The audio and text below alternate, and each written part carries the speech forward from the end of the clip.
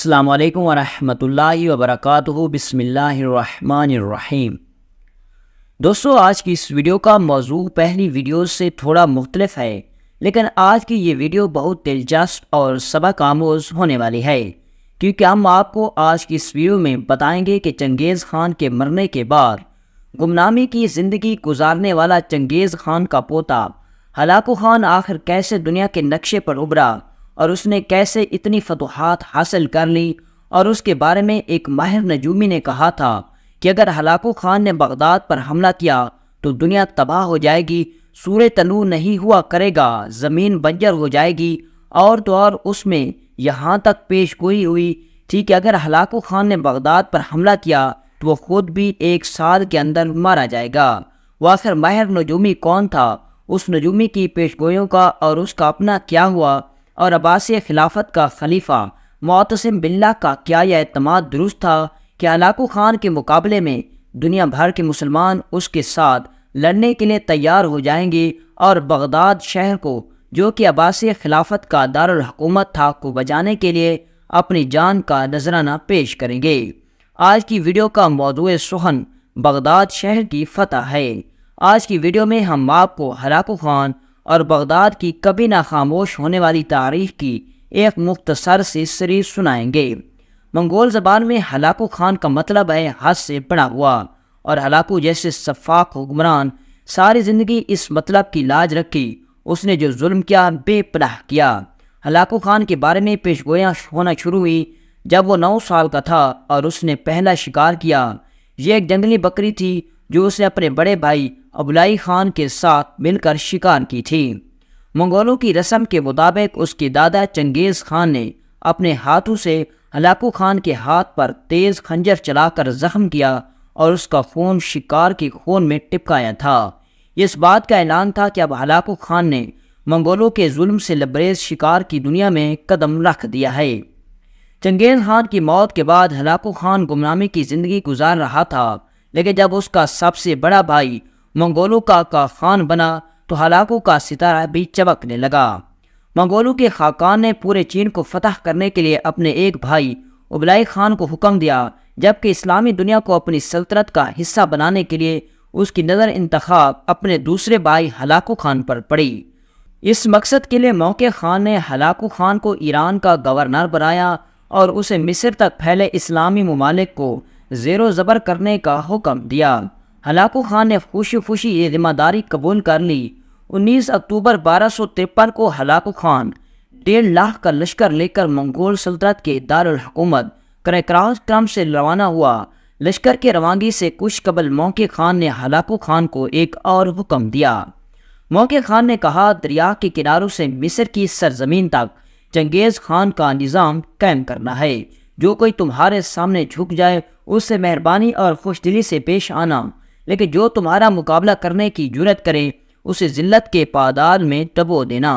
Hulagu Khan نے بھائی کے حکم پر سر تسلیم خم کیا اور پھر اپنے لشکر کے ساتھ ایران کو تخت و تاراج کرنے کے لیے یہ منگول لشکر سے سمرقند اور پھر نیشا پور کے راستے سے ہوتا ہوا ایرانی سرحد پر پہنچ گیا۔ یہ اس کا پہلا ٹارگٹ تھا، یعنی ہلاکو خان نے باطنی فرقے کی میٹری بیس پر حملہ کرنا تھا۔ یہ اس کا ہیڈ کوارٹر تھا۔ یہ لوگ سفاک اور باطل تھے، انہیں تاریخ میں حشیشن کے نام سے یاد کیا جاتا ہے۔ الموت کا قلعہ، جیسا کہ آپ دیکھ رہے ہیں، البرج کے دشوار گزار پہاڑی سلسلے میں واقع تھا، اور اس کے ارد گرد بھی بہت سے چھوٹے بڑے قلعوں کا ایک جال بچھا ہوا تھا۔ پہاڑی علاقہ ہونے کی وجہ سے ان قلعوں کا محاصرہ ایک مشکل کام تھا، لیکن ہلاکو خان نے 1256 میں ان قلعوں کا مشکل محاصرہ بہت اچھے طریقے سے کیا۔ اس سے معلوم ہو گیا تھا کہ اسیسنز کا گرینڈ ماسٹر رکن الدین خور شاہ الموت کے قریب ایک اور قلعے میامن دیش میں چھپا ہوا ہے۔ ہلاکو خان نے اس قلعے پر بھرپور حملہ کیا اور 15 روز میں قلعہ فتح کر کے گرینڈ ماسٹر رکن الدین کو گرفتار کر لیا۔ گرینڈ ماسٹر کے پکڑے جانے کے بعد اب باقی قلعوں کو فتح کرنا انتہائی آسان ہو گیا تھا۔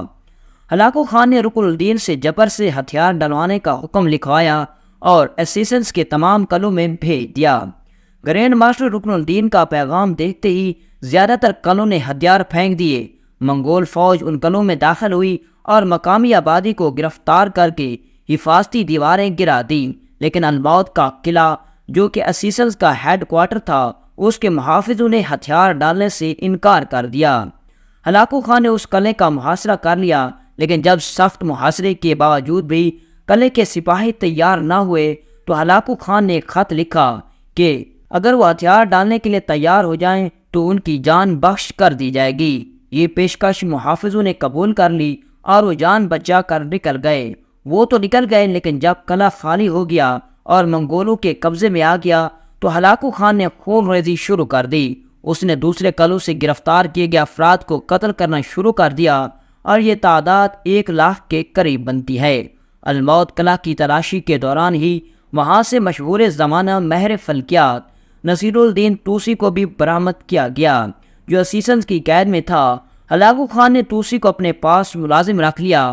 منگولوں نے قلعہ الموت میں موجود ان گنت کتابیں جلا دی، لیکن ہلاکو خان کے ایک ملازم تاریخ دان عطا ملک جوینی کے مشورے پر کئی قیمتی کتابیں بچا بھی لی گئی تھیں۔ گرینڈ ماسٹر رکن الدین کو منگول دارالحکومت قراقرم بھیج دیا گیا، جس کے بعد وہ کسی جگہ پر نامعلوم افراد کے ہاتھوں میں قتل ہو گئے۔ الموت کی فتح کے ساتھ ہی اسیسنز کے مزاحمت دم توڑ گئی۔ ہلاکو خان کا پہلا مشن بھی مکمل ہو گیا۔ وہ الموت کے قلعے سے نکل کر ایرانی شہر ہمدان چلا گیا اور اسے اپنی بیس بنا دیا۔ اب اس کے سامنے تھا اس کا اگلا ٹارگٹ عباسی خلافت کا دارالحکومت، یعنی کہ مسلمانوں کا عظیم شہر بغداد۔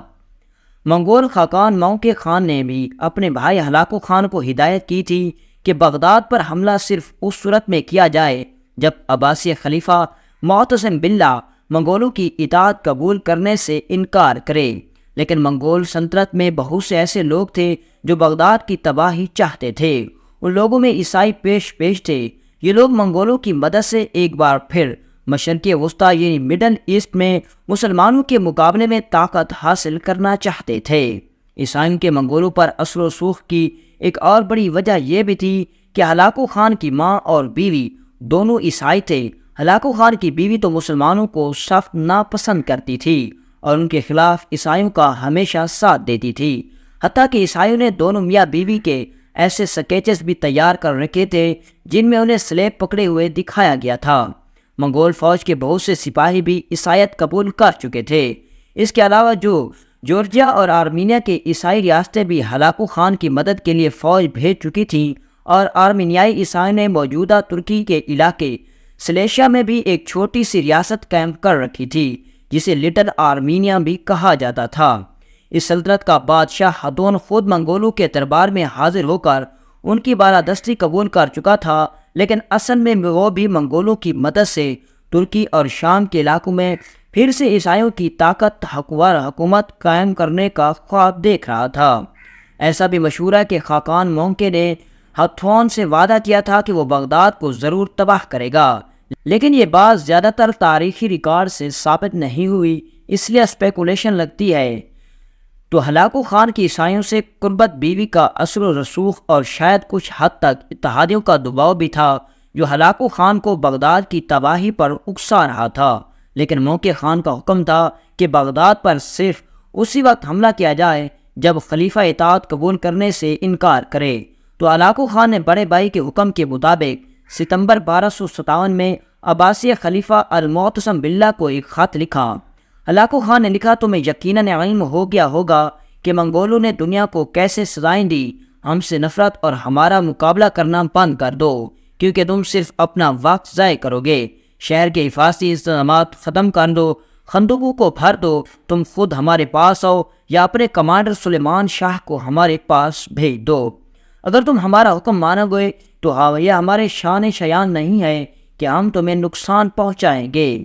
ہم تمہیں تمہاری سلطنت کا مالک رہنے دیں گے، لیکن اگر تم نے جنگ کا راستہ اپنایا تو یاد رکھو، اگر میں فوج لے کر بغداد پہنچ گیا تو تمہیں آسمان کی بلندیوں سے نیچے گرا دوں گا، میں ایک شیر کی طرح تمہیں پاتال میں پھینکوں گا، میں تمہارے ملک میں کسی کو زندہ نہیں چھوڑوں گا، میں تمہارے شہر اور تمہاری سلطنت کو شوروں میں بدل دوں گا۔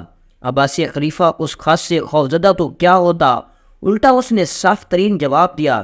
اس نے لکھا، نوجوان، تمہارا سیاسی دور تو ابھی شروع ہوا ہے، لیکن لگتا ہے تمہیں زندہ رہنے کی زیادہ خواہش نہیں۔ تمہیں خوشیاں منانے جمعہ 8 دن نہیں ہوئے اور تمہیں لگنے لگا ہے کہ تم ساری دنیا سے بڑے ہو گئے ہو؟ کیا تم یہ سمجھتے ہو کہ اپنی فوج کی طاقت سے ایک ستارے کو زنجیروں میں جکڑ لو گے؟ تو بھول رہے ہو مشرق سے مغرب تک اللہ تعالیٰ کی عبادت کرنے والا، خواہ وہ بادشاہ ہو یا فقیر، نوجوان ہو یا بوڑھا، وہ ہمارے دربار کا غلام ہے اور ہماری فوج کا حصہ ہے۔ اگر تم اپنی خیریت چاہتے ہو تو جہاں سے آئے ہو واپس لوٹ جاؤ، لیکن اگر تم جنگ کرنا چاہتے ہو تو بالکل مت بچو اور بہانے مت بناؤ۔ میرے پاس لاکھوں سپاہی تیار کھڑے ہیں۔ جب خلیفہ ہلاکو خان کو یہ سخت ترین جواب بھیج رہا تھا تو اس کا وزیر اعظم دگنی گیم کھل رہا تھا، یعنی غدار گھر سے شروع ہو چکی تھی۔ وہ خاموشی سے ہلاکو خان کو بغداد پر حملے کے لیے پیغامات بھجوا رہا تھا۔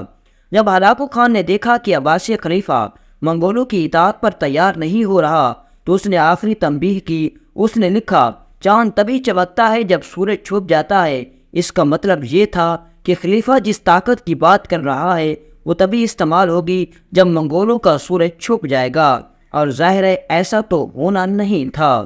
جب یہ پیغام خلیفہ کو ملا تو اس نے غصے سے قاصدوں کو جی بھر کے گلیوں میں گھسیٹنے کے بعد قتل کر دیا۔ یہ عباسی خلیفہ کا ہلاکو خان کے خلاف اعلان جنگ تھا۔ ہلاکو خان نے جنگ کی تیاریاں زور و شور سے شروع کر دی۔ عباسی خلیفہ کا سارا اعتماد اسی وجہ سے تھا کہ اسے یقین تھا کہ ہلاکو خان مسلمانوں کے خلیفہ پر حملے کرنے کی جرأت نہیں کرے گا، لیکن جب اسے پتہ چلا کہ وہ تو سچ مچ آ رہا ہے تو اس نے شاہی نجوموں کو بلایا اور اس سے پوچھا، بغداد پر حملہ کیا تو کیا ہوگا؟ نجومی نے جواب دیا، ہلاکو خان نے حملہ کیا تو سورج نہیں نکلے گا، بادل برسنا بند کر دیں گے، زمینیں بنجر ہو جائیں گی، اور جو آپ پر یعنی معتصم باللہ پر حملہ کرنے لگے گا تو اس کی فوج کو زلزلے نکل جائیں گے۔ نجومی نے تو یہ تک کہہ دیا کہ حملے کی صورت میں ہلاکو خان 1 سال کے اندر اندر خود بھی مر جائے گا۔ شاہی درباری نجومی اتنا پر اعتماد تھا کہ اس نے یہ بھی ڈیل مار دی کہ اگر اس کے پیش گوئیاں غلط ثابت ہوئیں تو بھلے اسے بھی قتل کر دیا جائے۔ لیکن اس سے زیادہ حیرت آپ کو تب ہوگی جب آپ کو یہ پتہ چلے گا کہ ہلاکو خان کے نجومی نے کیا کہا، اور دربار کے نجومی کی پیشگوئی کی اطلاع جب ہلاکو خان کو ہوئی تو اس نے اپنے خاص نجومی کو بلایا۔ نصیر الدین توسی بھی پاس ہی کھڑا تھا اور اس نے نجومی سے پوچھا کہ کیا عباسی خلیفہ کا نجومی جو بات کہہ رہا ہے کیا وہ سچ ہو سکتی ہے؟ نجومی نے کہا، ممکن ہے۔ حیرت ہے ہلاکو خان کے اپنے نجومی نے کہا، ہاں ایسا ہو سکتا ہے۔ اس جواب پر ہلاکو خان غصے سے کھول اٹھا اور نجومی کو غدار قرار دیتے ہوئے قتل کروا دیا۔ اس کے بعد ہلاکو خان نے نصیر الدین توسی کی طرف دیکھا جو الموت کے قلعے سے نکلنے کے بعد ہلاکو خان کا ملازم ہو چکا تھا۔ اس نے نصیر الدین توسی سے پوچھا، تمہارے خیال میں کیا ہوگا؟ توسی ستاروں سے زیادہ زمانے کی چال سمجھتا تھا۔ اس نے کہا، اب اس معتصم باللہ کی جگہ ہلاکو خان کا راج چلے گا۔ ہلاکو خان جواب سے خوش ہوا اور اس نے جنگ کی تیاریاں شروع کر دی۔ جب بغداد میں خلیفہ کو علم ہوا کہ نجومیوں کی پیش گوئیوں نے ہلاکو خان پر کچھ اثر نہیں کیا تو منگول لشکر کے غلناکیاں اس کے حواس پر سوار ہو گئی۔ اس نے بلند بلند دعووں والے خطوں کی بجائے ہلاکو خان کی منتیں شروع کر دی۔ اس نے ہلاکو خان کو پیغام بھیجا کہ تم جتنا سونا چاہو مجھ سے لے لو مگر حملہ مت کرنا۔ ہلاکو خان نے کہا، آپ پیغامات بھیجنے کا وقت ختم، ابھی میں تمہیں اپنے سامنے ایک قیدی کی حیثیت میں دیکھنا چاہتا ہوں۔ ہلاکو خان نومبر 1257 میں بغداد پر حملے کے لیے نکلا۔ ہلاکو خان کے لشکر کی تعداد کا اندازہ 70,000 سے 1 لاکھ سے زائد تک لگایا جاتا تھا۔ البتہ روایات کہتی ہے کہ بغداد تک پہنچنے تک ہلاکو خان کی فوج 3 لاکھ ہو چکی تھی، جبکہ خلیفہ کے پاس کل ملا کر 50 سے 60,000 تک سپاہی تھے۔ ہلاکو خان 18 جنوری 1258 کو مسلمانوں کے عظیم شہر بغداد کے دروازے پر لشکر لیے کھڑا تھا۔ 13ویں صدی کا بغداد یعنی اس وقت کا بغداد جو 2 حصوں میں تقسیم تھا، ایک درہ دجلہ کے مشرقی طرف اور دوسرا مغربی طرف۔ مغربی طرف والا حصہ پرانا تھا، وہ دائرے کی شکل میں تعمیر کیا گیا تھا اور جس وقت ہم بات کر رہے ہیں اس وقت سیلاب وغیرہ سے کافی تباہ حال ہو چکا تھا۔ اس کو امن کا شہر کہتے تھے۔ دوسرا حصہ مشرقی طرف والا تھا جسے آپ اصل شہر بھی کہہ سکتے ہیں۔ یہ حجم میں بڑا تھا، یہاں شاہی محل تھا اور جہاں زیادہ آبادی بھی رہتی تھی اسے ارزافہ بھی کہتے تھے۔ اس سے کچھ فاصلے پر عیسائیوں کی ایک بستی بھی تھی۔ اس حصے کی ایک طرف دریا تو دوسری طرف جیسا کہ نقشے میں دکھایا گیا ہے 10 میل لمبی حفاظتی دیوار موجود تھی، لیکن یہ دیوار بہت تگڑی دیوار نہیں تھی، کمزور سی تھی اور قلعے کی دیواروں کی طرح بڑے بڑے پتھروں سے نہیں بلکہ چھوٹے سائز کی اینٹوں سے بنائی گئی تھی اور پرانی تھی۔ اس دیوار کی حفاظت کے لیے اہم ترین چیز اس کے جو بھی کونے پر موجود ایک بڑا ٹاور تھا۔ اگر صرف یہ ٹاور ہی گرا دیا جاتا تو شہر میں داخل ہونا کوئی مسئلہ نہیں تھا۔ تو منگولوں نے کسی بھی وجہ سے مغربی شہر مدینہ الاسلام کو چھوڑ کر مشرقی شہر پر حملہ کر دیا۔ یہ حملہ دوسروں طرف سے تھا، حفاظتی دیواروں کے سامنے سے بھی اور پیچھے سے بھی، دریا کی سمت سے بھی، لیکن اس سے پہلے کہ وہ شہر پر حملہ کرتے خلیفہ المعتصم باللہ نے ایک بڑی غلطی کر دی، وہ یہ کہ اس نے 20,000 ماہر گھڑ سوار منگولوں پر حملہ کرنے کے لیے شہر سے باہر بھیج دیے۔ یہ فوج دریا دجلہ پار کر کے منگولوں کے مقابلے پر نکلے، مگر منگول اس فوج کا مقابلہ کرنے کی بجائے پیچھے ہٹتے چلے گئے اور ایک نہر تک آ گئے جو کہ دجلہ اور فرات کے پانی کو ملاتی تھی۔ جہاں منگول انجینئرز نے ایک ٹریپ رکھا ہوا تھا، اسی ٹریپ کے مطابق جب خلیفہ کی فوج اس نہر کے قریب پہنچی تو منگول انجینئرز نے نہر کی بند توڑ دی۔ بند ٹوٹتے ہی پانی کا سیلاب خلیفہ کی فوج کو بہا کر لے گیا۔ جو فوجیں بچی پانی سے انہیں منگولوں نے قتل کر دیا۔ اس بار فوج کی تباہی شہر کی محافظ فوج کے موزے توڑ دینے والی خبر تھی، لیکن پھر بھی انہوں نے مقابلہ جاری رکھا۔ بغداد پر حملہ بہت شدید تھا۔ 28 جنوری سے 4 فروری تک شہر پر مسلسل پتھراؤ اور آگ کے گولے برساتے رہے اور بارود کی بارش جاری رہی۔ اس وقت تک برج میں ایک بڑا شگاف پڑ چکا تھا، تو 5 فروری کو یعنی اگلے دن منگولوں نے ایک حملہ کر کے برج العجمی سے شہر کے ایک دوسرے دروازے تک کی حفاظتی دیوار پر قبضہ کر لیا۔ اب وہ جب چاہتے شہر میں داخل ہو سکتے تھے۔ بغداد کی جنگ عملاً ختم ہو چکی تھی اور اب خلیفہ کے پاس ہتھیار ڈالنے کے سوا اور کوئی چارہ بھی نہیں تھا۔ ایسے میں خلیفہ معتصم باللہ اور ہلاکو خان میں بات چیت ہو گئی، اور جانتے ہیں ہلاکو خان نے سب سے پہلے کس شخص کو اپنے سامنے بلایا؟ اس نے کہا ذرا اس نجیموں کو حاضر کیا جائے جس نے یہ پیش گوئی کی تھی کہ اگر ہلاکو خان نے بغداد پر حملہ کیا تو سورج نہیں نکلے گا، بادل نہیں برسیں گے اور ہلاکو خان بھی مر جائے گا۔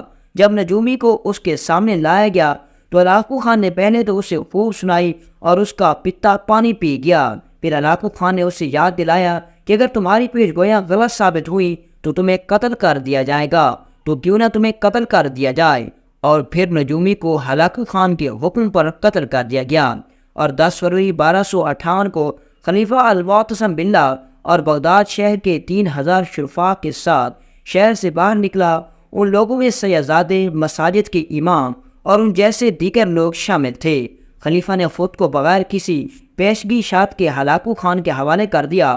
ہلاکو خان نے خلیفہ کو حکم دیا کہ اپنی فوج کو ہتھیار ڈالنے کے لیے کہے۔ خلیفہ نے ایسا ہی کیا۔ جو ہی خلیفہ کی فوج نے ہتھیار ڈالے، منگول ان فوجیوں کو گرفتار کر کے ایک شہر سے باہر لے گئے۔ ان کو 2 گروپس میں تقسیم کیا گیا اور پھر ایک فوجی کو قتل کر دیا گیا۔ 13 فروری کو منگولوں نے شہر کی حفاظتی دیوار کا بڑا حصہ توڑ دیا اور شہر میں داخل ہو کر تباہی مچائی۔ منگول فوج ہفتوں تک قتل عام کرتی رہی۔ بغداد سٹی آف بلڈ میں لکھا ہے کہ ہلاکو خان نے اپنی فوج کو لائسنس دے دیا تھا کہ وہ جس کی چاہے عزت لوٹے، جسے چاہے مار دے اور جس سے چاہے لوٹ لیں۔ اگر امان تھی تو صرف عیسائیوں اور یہودیوں کو۔ اس قتل عام میں 8 سے 20 لاکھ لوگ قیمتی جانیں گنوا بیٹھے۔ لاش اتنی زیادہ تھی کہ انہیں سپرد خاک کرنا ناممکن ہو گیا تھا، جس سے اتنی بدبو پھیل چکی تھی کہ ہلاکو خان کو اپنا خیمہ شہر سے باہر لگانا پڑا۔ اس قتل عام کے دوران ایک منگول سپاہی نے گلیوں میں 40 دودھ پیتے بچے دیکھے جو ماں باپ کے بغیر بھوک سے تڑپ رہے تھے۔ منگول سپاہی کو ان پر رحم آیا اور اس نے انہیں اس تکلیف سے ہمیشہ کے لیے آزاد اور خاموش کر دیا۔ قصہ مختصر، قتل عام کے بعد بغداد کو آگ لگا دی گئی۔ شاندار عمارتیں، محل، مقبرے، کتب خانے اور مساجد سب کچھ جل کر راکھ ہو گئے۔ بغداد میں اس وقت دنیا کی ایک عظیم لائبریری، ہاؤس آف وزڈم یعنی بین الاقوامی، اس میں ہاتھوں سے لکھی ہوئی لاکھوں کتابیں جلا دی گئی اور دریا میں بہا دی گئی۔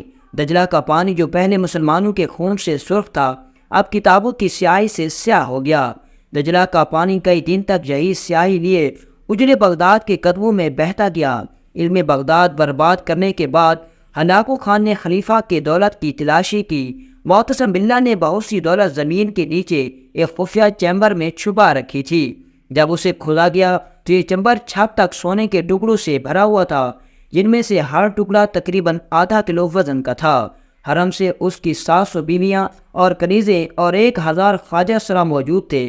خلیفہ کی بیویوں کو منگولوں میں تقسیم کر دیا گیا، جبکہ خواجہ سرا قتل کر دیے گئے۔ اس کے بعد خلیفہ کو کئی روز تک بھوکا پیاسا قید میں رکھا گیا تھا۔ پھر ہلاکو خان کے پاس لایا گیا تو خلیفہ نے کھانے کے لیے کچھ مانگا۔ ہلاکو خان نے جواب میں اسے سونے کا ایک ٹکڑا دیا اور کہا کھاؤ۔ خلیفہ نے کہا سونا تو کوئی نہیں کھا سکتا۔ اس پر ہلاکو خان نے جواب دیا جب تمہیں یہ بات معلوم تھی تو تم نے اس سونے سے مزید فوجی بھرتی کیوں نہیں کیے؟ تم نے لوہے کے دروازے توڑ کر تیر کیوں نہیں بنائے؟ تم نے دریا کے پار آ کر مجھے روکنے کی کوشش کیوں نہیں کی؟ ان باتوں کے جواب میں صرف ایک ہی بات کی کہ یہ سب اللہ کی مرضی تھی۔ اس جواب پر ہلاکو خان بولا اب جو تمہارے ساتھ ہوگا وہ بھی خدا کی مرضی ہوگی۔ بغداد سٹی آف پلاٹ میں لکھا ہے کہ منگول اس بات کا فیصلہ نہیں کر پا رہے تھے کہ خلیفہ کو گرفتار رکھا جائے یا آپ کو قتل کر دیا جائے، کیونکہ اس کے نتیجے میں بغاوت کا خدشہ تھا، اور کچھ ایسی باتیں بھی مشہور تھیں کہ اگر خلیفہ کو قتل کر دیا گیا تو شاید زلزلے آ جائیں گے، طوفان وغیرہ۔ لیکن پھر نصیر الدین توسی نے ہلاکو خان کو کنونس کیا کہ خلیفہ کو قتل کرنے سے کوئی آفت نہیں ٹوٹے گی، کیونکہ اس سے پہلے اس سے بڑے اور محترم مسلم لیڈرز جان سے چلے گئے تھے لیکن کوئی آفت نہیں آئی۔ اس گفتگو کے بعد ہلاکو خان خلیفہ معتصم باللہ اس کے بڑے بیٹے اور شہر سے باہر لے جا کر قتل کر دیا گیا۔ تاریخ میں ایسی روایات بھی موجود ہے کہ معتصم باللہ خلیفہ کو اپنے ہاتھوں سے قتل کیا تھا۔ کچھ جگہوں پر یہ بھی لکھا ہے کہ خلیفہ کو اس کے خزانے سمیت شہر کے ایک ٹاور میں بند کر دیا گیا اور یہیں وہ فروری کے آخر میں 1258 میں بھوکا پیاسا مر گیا تھا، جبکہ اسے چمڑے کی قالین میں لپیٹ کر گھوڑوں تلے روندے جانے کی رودات بھی کچھ کتابوں میں لکھی ہے۔ اور ہاں، اب پیچھے رہ گیا اس کا غدار وزیر اور کچھ دوسرے عمراء ہلاکو خان سے جان بچانے میں کامیاب ہو گئے تھے، بلکہ اب اس کے دربار کا حصہ بن گئے۔